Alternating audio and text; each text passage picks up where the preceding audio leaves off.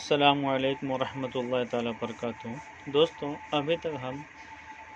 اصول حدیث کے نام پر شیخ عبدالحق محدث دہلوی رحمۃ اللہ علیہ کی کتاب مقدمۃ مشکوٰۃ المصابیح ہے نا، وہ پڑھ رہے تھے، ملاحظہ کر رہے تھے۔ ابھی ہم چل رہے ہیں مشکوٰۃ کے جو اصل مقدمہ ہے، اس مقدمہ کے بارے میں پڑھنے کی طرف جا رہے ہیں۔ اس کے بعد انشاءاللہ ہمارا سبق شروع ہو جائے گا، جیسے کتاب الایمان، کتاب فضائل القرآن، ایسے دیگر اسباق شروع ہو جائیں گے۔ تو چلیں ہم شروع کرتے ہیں۔ بسم اللہ الرحمن الرحیم۔ الحمد للہ نحمدہ ونستعینہ ونستغفرہ ونعوذ باللہ من شرور انفسنا ومن سیئات اعمالنا، من یہدہ اللہ فلا مضل لہ ومن یضللہ فلا ہادی لہ۔ اس کے اندر اس کا معنی یہ ہوتا ہے، تمام تعریف اللہ تعالیٰ کے لیے ہے، ہم اس کی حمد و ثنا کرتے ہیں، اس سے مدد مانگتے ہیں، ہم اس سے مغفرت چاہتے ہیں، ہم خود تمام شرور سے، تمام انسانوں کے شرور سے اور تمام برے اعمال سے اللہ تعالیٰ کی پناہ چاہتے ہیں۔ اللہ تعالیٰ جسے ہدایت دے اسے کوئی گمراہ کرنے والا نہیں، اور خدا جسے گمراہ کر دے اسے کوئی ہدایت دینے والا نہیں۔ ٹھیک ہے۔ واشہد ان لا الہ الا اللہ شہادۃ تکون للنجاۃ وسیلۃ ولرفع الدرجات کفیلۃ۔ میں گواہی دیتا ہوں کہ اللہ تعالیٰ کے سوا کوئی معبود نہیں، میری ایسی گواہی جو کہ حصول نجات کا ایک وسیلہ ہو اور درجات کی ترقی کے لیے ایک ضامن ہو۔ واشہد ان محمدا عبدہ ورسولہ الذی بعثہ وطرق الایمان قد عفت آثارها وخبت انوارها ووہنت ارکانها وجہل مکانها، فشید صلوات اللہ علیہ وسلامہ من معالمها ما عفا، وشفا من العلیل فی تأیید کلمۃ التوحید من کان علی شفا، وأوضح سبیل الہدایۃ لمن اراد ان یسلکها، وأظہر کنوز السعادۃ لمن قصد ان یملکها۔ اور میں گواہی دیتا ہوں کہ محمد صلی اللہ تعالیٰ علیہ وسلم اللہ تعالیٰ کے بندے اور اس کے رسول ہیں۔ اللہ تعالیٰ نے ان کو اس وقت مبعوث فرمایا جب کہ ایمان کی تمام راستیں مندمل ہو چکے، یعنی کہ اوجھل ہو گئی تھی اور اس کی روشنیاں بجھ گئی تھی، اس کے جو ارکان ہیں وہ سب کے سب، یعنی اس کی رسیاں ایک دم کمزور پڑ گئی تھی، اور کہاں سے اسے حاصل کیا جائے وہ سب راہیں غائب ہو گئی تھی، یعنی مفقود ہو گئی تھی۔ اس وقت رسول اللہ صلی اللہ تعالیٰ علیہ وسلم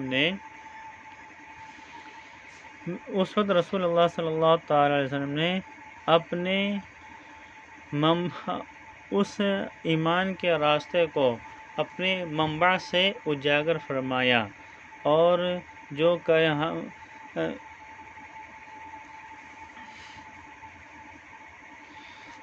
کلمہ توحید کی تائید میں بیمار پڑ چکے تھے ان کو شفا عطا فرمایا، یعنی خدا وحدانیت کی تائید کرتے کرتے ایک دم کمزور پڑ گئے تھے، ان کو رسول اللہ صلی اللہ علیہ وسلم نے شفا عطا فرمایا۔ تائید کرتے کرتے جو ایک دم دہانے اختتام پر پہنچ گئے تھے، اس ایسے لوگوں کو شفا عطا فرمایا، یعنی کہ ان کو دین کا راستہ دکھایا۔ وَأَوْضَحَ سَبِيلَ الْهِدَایَةِ لِمَنْ أَرَادَ أَنْ يَسْلُكَهَا، اور رسول صلی اللہ علیہ وسلم نے ہدایت کے راستے کو واضح فرمایا جو ان کے لیے جو اس ہدایت کے راستے میں سلوک کا ارادہ رکھے۔ وَأَظْهَرَ كُنُوزَ السَّعَادَةِ لِمَنْ قَصَدَ أَنْ يُمَلِّكَهَا، اور رسول اللہ صلی اللہ تعالیٰ علیہ وسلم نے نیک بختی کے خزانے کو اجاگر فرمایا ان کے لیے جو اس کا مالک بننا چاہے۔ اما بعد، فإن التمسك بهديه لا يستتب إلا بالاقتفاء لما صدر من مشکاته والاعتصام بحبل الله لا يتم إلا ببيان كشفه۔ اوکے، اس کے اندر کہتے ہیں کہ رسول اللہ صلی اللہ تعالی وسلم کی ہدایت کو مضبوطی سے تھامنا اسی وقت ممکن ہو سکتا ہے جب ہم رسول اللہ صلی اللہ تعالی وسلم کی اقتداء پوری طور پر کریں۔ جب تک کہ ان کی اقتداء جب رسول اللہ صلی اللہ علیہ وسلم کے سینے سے نکلی ہوئی باتوں کو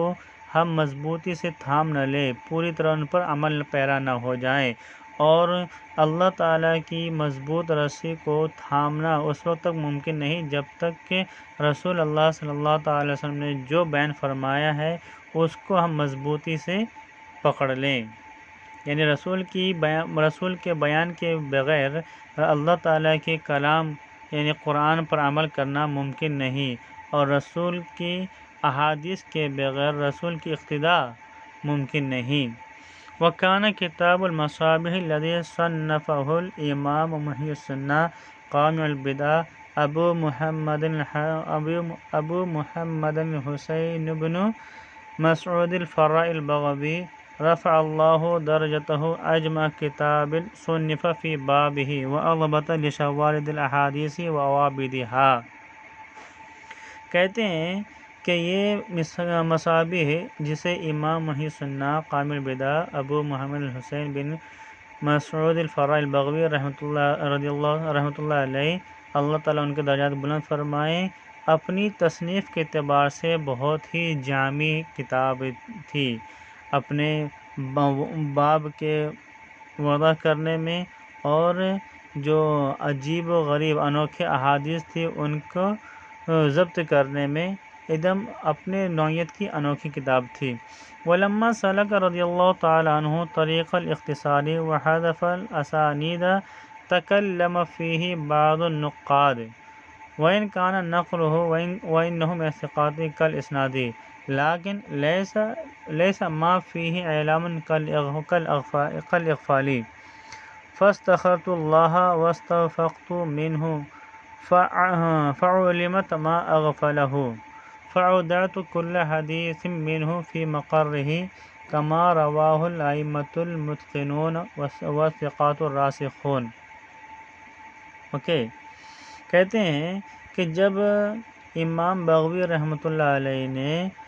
کتاب کی مشکات کی تالیف کے درمیان انہوں نے اختصار کا راستہ اپنایا اور بہت سے اسناد کو حذف کر دیا، تو چند ناقدین نے ان کی اس عمل پر اپنے رد عمل کا مظاہرہ کیا، انہوں نے تنقید کیا۔ حالانکہ ان کا نقل کرنا ان کا یعنی کہ اختصار کے ساتھ نقل کرنا اسناد کی ہی طرح ہے، کیونکہ وہ ثقت آدمی ہے، ثقت محدث ہے، مگر انہوں نے جہاں پر اعلام کرنا تھا وہاں پر اغفال کر دیا، یعنی ان کے اعلام میں اغفال یعنی کہ کچھ کمی نظر آتی ہے۔ لہٰذا میں نے خدا سے استخارہ کیا، خیر طلب کیا اور خدا سے توفیق مانگا، تو اللہ تعالیٰ نے مجھے ان باتوں کا علم دے دیا جن سے امام بغوی غافل رہیں، یعنی جن باتوں کو انہوں نے نظر انداز کیا، مجھے ان باتوں کا خدا نے علم دے دیا، تو میں نے ہر حدیث کو اس کی جگہ پر ہی وضع فرمایا، جیسا کہ مضبوط کیا ہے بڑے بڑے علماء محدثین نے کی اور ثقات راویوں نے کی ہیں کتاب کی تصنیف کے درمیان، میں نے بھی انہی طرح کیا ہے، جیسے مثل ابی عبداللہ محمد بن اسماعیل البخاری و ابی الحسین مسلم بن الحجاج القشیری و ابی عبداللہ مالک بن انس الاصبحی و ابی عبداللہ محمد بن ادریس الشافعی و ابی عبداللہ محمد بن احمد بن محمد بن حنبل الشیبانی و ابی عیسیٰ محمد بن عیسیٰ الترمذی و ابی داؤد سلیمان بن اشعث السجستانی وابی عبد الرحمن احمد بن شعیب النسائی وابی عبداللہ محمد بن یزید بن ماجہ القزوینی وابی محمد عبداللہ بن عبد الرحمن الدارمی وابی الحسن علی بن عمر الدارقطنی وابی بکر احمد بن حسن البیہقی وابی الحسن رزین بن معاویہ العبدری وغیرہم وقلیلا ما ہوا. بولتے ہیں ان کے علاوہ دوسرے محدثین اور وہ بہت ہی کم ہے تعداد میں، یعنی ان کے علاوہ باقی جو چند محدثین وہ ان سبوں نے جس طرح حدیث کی وضع میں جو راستہ کو اپنایا ہے، جس طرح انہوں نے وضع کیا ہے اسی طرح میں نے بھی وضع کیا ہے. وَإِنِّي إِذَا نَسَبْتُ الْحَدِيثَ إِلَيْهِمْ كَأَنِّي أَسْنَدْتُ إِلَى النَّبِيِّ صلی اللہ تعالیٰ علیہ وسلم لِأَنَّهُمْ قَدْ فَرَغُوا مِنْهُ وَأَغْنَوْنَا عَنْهُ وَسَرَدْتُ الْكُتُبَ وَالْأَبْوَابَ كَمَا سَرَدَهَا وَاقْتَفَيْتُ إِثْرَهُ فِيهَا. اوکے، کہتے ہیں کہ جب میں کسی حدیث کو منسوب کروں ان محدثین کی طرف تو اس کا مطلب یہ ہوا کہ میں نے اس حدیث کو رسول اللہ صلی اللہ تعالی علیہ وسلم کی طرف نسبت کر دیا ہے، منسوب کر دیا ہے، کیونکہ انہوں نے ہمیں اس کام سے بے نیاز کر دیا ہے کہ ہم کسی بھی حدیث کو رسول کی طرف منسوب کرتے رہیں. کیونکہ ان کا کام ہی یہی تھا کہ یہ قال رسول قال محمد صلی اللہ تعالی وسلم اس طرح کہنا، یعنی ہمیشہ رسول کی طرف نسبت کرنا ہی ان کا کام تھا. لہٰذا جب میں کہوں کہ یہ حدیث بخاری نے روایت کی ہے، یہ حدیث امام مسلم نے روایت کی ہے، یہ حدیث امام ترمذی نے روایت کی ہے، تو اس کا مطلب یہ ہوگا کہ یہ حدیث رسول سے مروی ہیں، کیونکہ یہ بخاری، مسلم، ترمذی اور باقی دیگر محدثین کا یہی کام تھا کہ حدیث کو رسول کی طرف اسناد کرنا اور ان کی سند کا چیک کرنا. ٹھیک ہے، کہتے ہیں وَسَرَدْتُ الْكُتُبَ وَالْأَبْوَابَ كَمَا سَرَدَهَا. اوکے، اور میں نے اپنی مشکات المصابیح کی تالیف کے درمیان میں نے یعنی کتاب صلاۃ، کتاب زکوٰۃ، کتاب الحج، کتاب صیام کو میں نے اسی زاویے میں رکھا ہے، اور ابواب الصلاۃ، ابواب طہارہ، کیا بولتے ہیں، ابواب المیاہ ہے نا، ابواب، ایسے دوسرے جو بھی ابواب آتے ہیں ان سب ابواب کو میں نے اسی پیمانے پر تولا ہے جس پیمانے پر باقی دیگر محدثین نے تولا ہے، رکھا ہے، ترتیب دیا ہے. اور واقتفیت اثرہ فیہا، اور میں نے اس مشکات المصابیح کی تالیف میں امام بغوی کی ہی نقش قدم پر چلنے کی کوشش کی ہے. وقسمت كل باب غالبا على فصول ثلاثة اولها ما اخرجه الشیخانی او احدهما. ٹھیک ہے، واقتفیت بہما. کہتے ہیں کہ میں نے اس مشکات المصابیح میں جتنے بھی احادیث ہیں ان سب احادیث کو میں نے 3 گروپ میں بانٹا ہے، 3 باب میں بانٹا ہے، تمام باب کو میں نے 3 گروپ میں 3 فصل میں بانٹا ہے. ایک پہلی فصل یہ ہے کہ اس پہلی فصل میں امام بخاری، امام مسلم،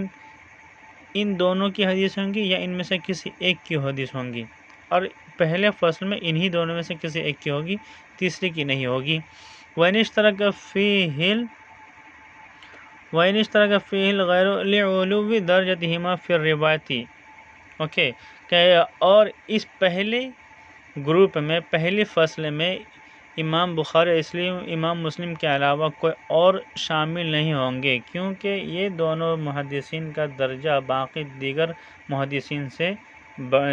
بڑا ہے، لہٰذا میں نے ان دونوں کو اس درجے میں رکھا ہے. وَثَانِيهَا مَا أَوْرَدَهُ غَيْرُهُمَا مِنَ الْأَئِمَّةِ الْمَذْكُورِينَ. بولتے ہیں کہ دوسری فصل میں امام بخاری اور امام مسلم کے علاوہ باقی جتنے بھی محدثین کا یہاں پر چرچا ہوا ہے ان کی احادیث کو قلم بند کیا گیا ہے. وَثَالِثُهَا مَا اشْتَمَلَ عَلَى مَعْنَى الْبَابِ مِن مُلْحَقَاتٍ مُنَاسِبَةٍ مَعَ مُحَافَظَةٍ عَلَى الشَّرِيطَةِ وَإِنْ كَانَ مَأْثُورًا عَنِ السَّلَفِ وَالْخَلَفِ. اوکے، اور کہتے ہیں تیسری فصل میں نے ان احادیث کو جمع کیا ہے جو کہ باب کیا ہے، مذکورہ باب سے متصل ہے، مناسب ہے، یعنی کلی طور پر نہیں بلکہ جزوی طور پر کچھ نہ کچھ کنیکشن ہے حدیث کا، لہٰذا میں نے اس جزوی کنیکشن کی بنا پر، ہے نا، پارشلی کنیکشن کی بنا پر اس حدیث کو تیسرے باب میں بیان کیا گیا ہے، مگر شرائط کا لحاظ کرتے ہوئے، اگرچہ وہ احادیث سلف یا خلف سے کسی سے بھی مروی ہو۔ اوکے، ثم انك ان فقدت حديثا في باب فذلك عن تكرير اسقطه وان وجدت آخر بعضه متروكا على اختصار او مضموما إليه تمامه فعن داعي اهتمام اتركه والحقه۔ کہتے ہیں اگر آپ کتاب پڑھنے کے درمیان کسی حدیث کو نہ پاتے ہیں تو اس کی وجہ یہ ہوگی کہ وہ حدیث بار بار تکرار کی گئی ہوگی، لہٰذا میں نے اسے حذف کر دیا، اس کو وہاں سے ہٹا دیا۔ اور آپ کبھی دیکھیں گے، آپ کی نظر پڑے گی کہ کچھ احادیث جس کو مختصر چھوڑا گیا ہے یا پھر کبھی اس مختصر حدیث کو مکمل کر دیا گیا ہے، تو کہتے ہیں اس کی وجہ یہ ہو سکتی ہے کہ جب حدیث کا اہتمام اور انتظام کر رہا ہو، یعنی وضع کرنے کے درمیان، وضع کے دوران کسی سبب کی بنا پر، یعنی وہ وجہ چاہتا ہے کہ یہاں پہ حدیث مکمل ہو، یا حدیث وہ موقع چاہتا ہے کہ یہاں پہ حدیث مختصر ہو، لہذا اس موقع مناسبت کی بنا پر میں نے کہیں پہ مختصر کر رکھا ہے یا پھر کہیں پہ میں نے مکمل کر رکھا ہے۔ وَإِنْ عَثَرْتَ عَلَى اخْتِلَافٍ فِي الْفَصْلَيْنِ مِنْ ذِكْرِ غَيْرِ الشَّيْخَيْنِ فِي الْأَوَّلِ وَذِكْرِهِمَا فِي الثَّانِي فَاعْلَمْ أني بعد تتبع كتابي الجمع بين الصحيحين للحميدي وجامع الأصول اعتمدت على صحيح الشيخين ومتنيهما۔ کہتے ہیں اگر کبھی آپ کی نظر اس پہ پڑے، کیونکہ دو فصل، پہلی اور دوسری فصل میں آپ کی نظر اس پہ پڑے کہ میں نے پہلی فصل میں امام بخاری اور امام مسلم کے علاوہ کسی اور محدث کا ذکر کر دیا ہے، اور امام بخاری اور مسلم کی حدیث کو میں نے دوسری فصل میں بیان کیا، دوسری فصل میں بیان کیا ہے، تو اس بات کا خیال رکھیں کہ دو کتاب کہ حمیدی رحمۃ اللہ علیہ کی کتاب الجمع بین الصحیحین اور جامع الاصول، یہ دو کتاب کی خوب چھان بین کرنے کے بعد میں نے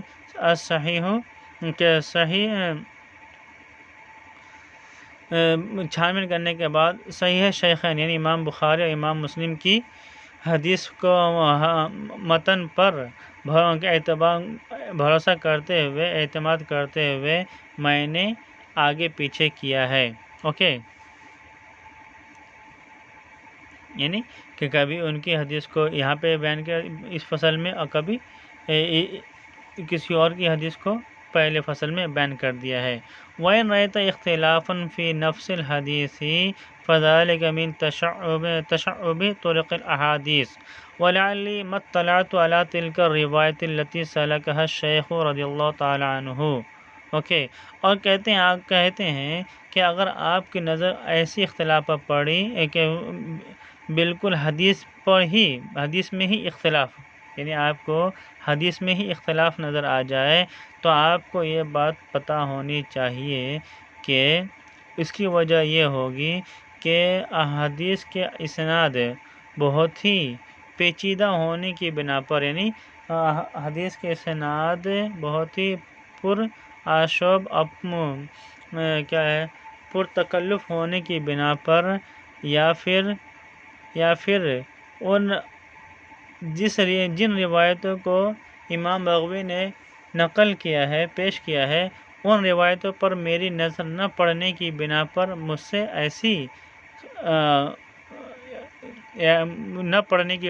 ایسا اختلاف پایا گیا ہے۔ ٹھیک ہے، کہتے ہیں وَقَلِيلًا مَا تَجِدُ أَقُولُ مَا وَجَدْتُ هَذِهِ الرِّوَايَةَ فِي كُتُبِ الْأُصُولِ أَوْ وَجَدْتُ خِلَافَهَا فِيهَا فَإِذَا وَقَفْتَ عَلَيْهِ فَانْسُبِ الْقُصُورَ إِلَيَّ۔ اوکے، بولتے ہیں کہ بہت کم نادراً میں یہ کہوں گا، یہ کہتے ہوئے تمہیں ملوں گا کہ میں نے اس روایت کو، ان روایتوں کو اصول کی کتابوں میں نہیں پایا، یا پھر میں نے اس کے برعکس پایا ہے۔ تو جب آپ کو ایسی کچھ غلط پتہ ملے اور آپ کو اس کی صحیح جانکاری مل جائے، یعنی کہ پتہ چل جائے کہ مجھ سے کچھ غلطی ہوئی ہے، تو آپ کو یہ کہنا چاہیے کہ یہ غلطی مشکوٰۃ المصابیح کے تالیف کرنے والے سے ہوئی ہے، نہ کہ صاحب مشکوٰۃ یعنی کہ صاحب مصابیح سے، یعنی کہ یہ غلطی یہ مشکوٰۃ المصابیح کے مصنف سے ہوئی ہے، نہ کہ امام بغوی سے۔ ٹھیک ہے، فَانْسُبِ الْقُصُورَ إِلَيَّ لِقِلَّةِ الدِّرَایَةِ لَا إِلَىٰ جَنَابِ الشَّیخ رَفَعَ اللَّهُ قَدْرَهُ فِي الدَّارَیْنِ حاشا للہ من ذلك رحم اللہ من اذا وقف على ذلك نبہنا علیہ وارشدنا طریق الصواب۔ بولتے ہیں اللہ تعالیٰ اس پر رحم فرمائیں اللہ تعالیٰ اس پر رحم فرمائیں جو کوئی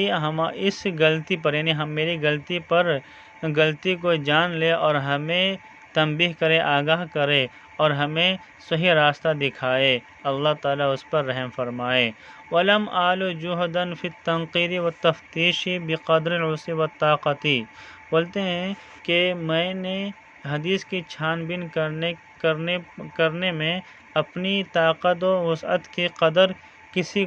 ذرا بھی کوتاہی نہیں کی ہے، یعنی میں نے کوئی کسر نہ چھوڑی ہے حدیث کی تنقیر اور تفتیش میں، چھان بین کرنے میں۔ وَنَقَلْتُ ذَلِكَ الْاخْتِلَافَ كَمَا وَجَدْتُ وَمَا أَشَارَ إِلَيْهِ رضی اللہ تعالیٰ عنہ من غریب او ضعیف او غیرهما بَيَّنْتُ وَجْهَهُ غالباً۔ اوکے، کہتے ہیں میں نے ان تمام اختلافات کو اسی طرح بیان کر دیا ہے جیسا کہ مجھے دیگر کتابوں میں مصابی میں ملے تھے اختلافات، اور جیسے کہ امام بغوی نے غریب، ضعیف یا اس کے علاوہ جو بھی احکام بیان فرمائے تھے، ان تمام احکامات کو میں نے اسی طرح یہاں پر بھی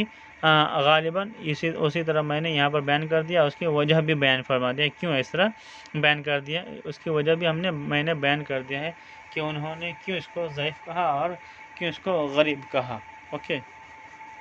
وَمَا لَمْ يُشِرْ إِلَيْهِ مِمَّا فِي الْأُصُولِ فَقَدْ قَفَيْتُهُ فِي تَرْكِهِ إِلَّا فِي مَوَاضِعٍ لِغَرْضٍ۔ اوکے، بولتے ہیں جس کی طرف انہوں نے اشارہ نہیں کیا جو کہ اصول میں مذکور ہے، مگر انہوں نے یہاں پر اشارہ نہیں کیا، میں نے بھی ان کو ذکر نہیں کیا، یعنی دیگر اصول کتابوں میں جو اسباب بیان کیے گئے ہیں ان اسباب کو امام بغوی نے مصابی میں ذکر نہیں کیا، لہٰذا میں نے بھی مشکوٰۃ المصابیح میں ذکر نہیں کیا، میں نے بھی ان مواضع پر بیان کرنا چھوڑ دیا، مگر الا فی مواضع لغرض،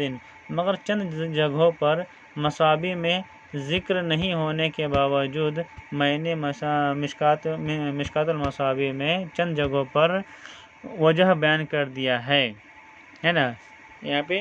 مشکوٰۃ المصابیح میں جس جگہ پر بیان نہیں کیا گیا ہے ان میں سے چند جگہوں پر میں نے بیان کر دیا کہ حدیث ضعیف ہے یا غریب ہے، یا وہاں پہ کسی نہ کسی کچھ مقصد کے لیے، کسی خاص مقصد کے لیے۔ ٹھیک ہے، وَرُبَّمَا تَجِدُ مَوَاضِعَ مُحْمَلَةً وَذَلِكَ حَيْثُ لَمْ أَطَّلِعْ عَلَى رَاوِيهِ فَتَرَكْتُ الْبِيَاضَ فَإِنْ عَثَرْتَ عَلَيْهِ فَأَلْحِقْهُ بِهِ أَحْسَنَ اللَّهُ جَزَاكَ۔ اوکے، بولتے کہ اور کبھی کبھی آپ کو کچھ محمل جگہیں نظر آئیں گی، وہ اس وجہ سے ہیں کہ میں نے ان راویوں کے بارے میں کچھ بھی نہ جان سکا، مجھے ان راویوں کے بارے میں کچھ خبر نہ مل سکی، لہٰذا میں نے ایک خالی جگہ چھوڑ دی ہے، اگر آپ کو پتہ چل جائے ان راویوں کے بارے میں تو آپ کی ذمہ داری بنتی ہے کہ وہاں پر ان راویوں کے حالات لکھ دیں، یعنی ضعیف راوی ہیں یا ضعیف ہیں یا صحیح ہے یا پھر وہ ثقت ہیں۔ فَأَلْحِقْهُ، تو ان خالی جگہوں پر آپ ان راویوں کے حالات بیان فرما دیجیے۔ احسن اللہ جزاک، اللہ تعالیٰ آپ کو جزائے خیر عطا فرمائیں۔ وَسَمَّيْتُ الْكِتَابَ بِمِشْكَاةِ الْمَصَابِيحِ وَأَسْأَلُ اللَّهَ التَّوْفِيقَ وَالْإِعَانَةَ وَالْهِدَايَةَ وَالصِّيَانَةَ وَتَيْسِيرَ مَا أَقْصُدُهُ وَأَن يَنفَعَنِي فِي الْحَيَاةِ وَبَعْدَ الْمَمَاتِ وَجَمِيعِ الْمُسْلِمِينَ وَالْمُسْلِمَاتِ حَسْبِيَ اللَّهُ وَنِعْمَ الْوَكِيلُ۔